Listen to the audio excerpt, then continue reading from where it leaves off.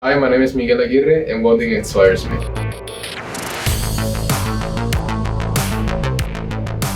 At first, I joined for the credit and for the experience, but then I learned to love it because the family that you create here, the new friends, the new opportunities you get with welding, it just really inspires you to become better and to learn new skills.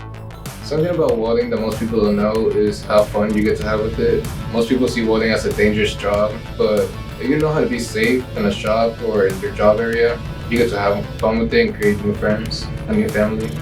My favorite thing to do for welding is just learning things, new processes, because each day is a learning day. I come out knowing something I did not know. When Mr. Baxter got here this year, we were all unmotivated, but he really showed us that welding can become a lifestyle. He lets us be ourselves here. He's motivated us and pushed us to be better.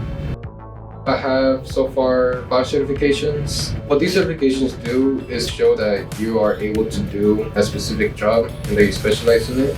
When it comes to welding, we do a lot of math with it because you have to measure things. We mostly work with fractions, so that's helping a lot in the fraction area of math, being able to understand and read numbers.